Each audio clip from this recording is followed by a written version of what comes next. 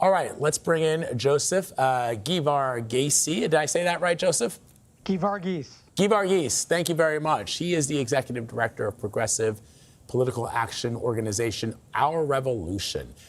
So you heard a little bit of our discussion there, Joseph, and I want to talk about what you think, and I asked this of the candidate earlier this morning, but I want to know what you think should be the message to those voters who wanted to see Haley Stevens, who are worried that when they hear progressive policies, and some of them sound great on paper, but that they worry that that means the first thing that they think of is higher taxes, a higher national debt, and let's call out the elephant in the room, not supporting our ally in the Middle East, in the state of Israel. What should he be doing to reach those voters? Look, I think the number one thing that the electorate wants is a fighter that is going to stand up to the corporate class and make the government work for them.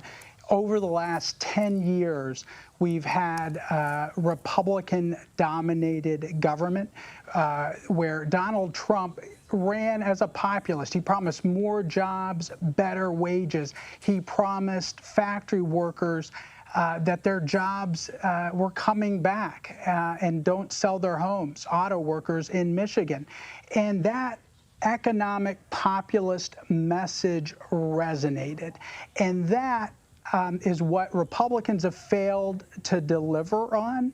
And that is the opportunity that Dr. Abdul El-Sayed has, is to pick up on that economic populist mantle and promise that he is going to improve the standard of living of everyday working people. Ultimately, that's what this contest is going to be about. Your PAC helped fund his campaign. He obviously was able to overcome a huge difference in funding against Haley Stevens. But now that it's going to be him against the Republican candidate, I mean, the bar is just that much higher. How can he overcome not getting funded by, some of the bigger funders to try to win this race? Look, this was a David versus Goliath battle. We had over $60 million spent on behalf of Haley Stevens. This was money from crypto, from AIPAC, from Big Pharma. These are special interests that are working against the interests of working families. And the truth is, I think the electorate is beginning to see the corrupting influence of corporate money. And what our work and the work of the El-Sayed campaign shows is that if we do aggressive grassroots organizing, if we knock on doors, if we talk to voters, if we make the calls, we can beat back big money. To me, that is the top story. A lot of very wealthy people made a bad investment, and I think you're going to see this grassroots energy continue to build into the general election.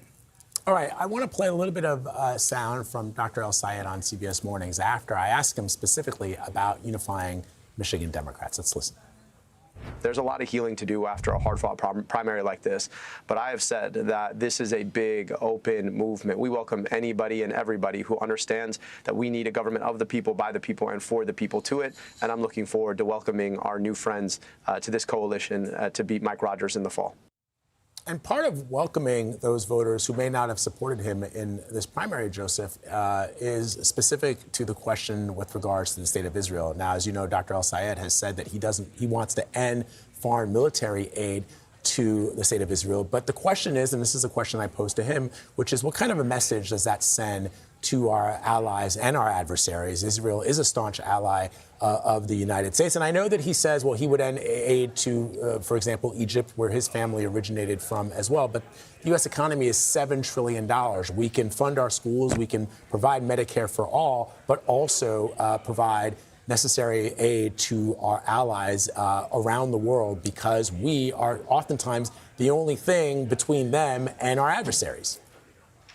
Look, at the end of the day, I don't think the Israel-Gaza issue is going to be the only defining issue. Yes, is there dividing line? Yes, there is. But I think at the end of the day, you're going to see unity within the Democratic Party because people are sick and tired of endless wars. They're sick and tired of a MAGA movement that has disregarded their basic concerns. They're sick and tired of the corruption in Washington, D.C.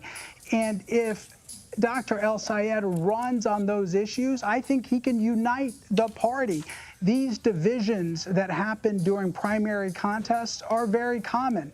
And at the end of the day, every Democrat agrees that we need to hold Donald Trump accountable by winning back the Senate. And I think that will be the winning message.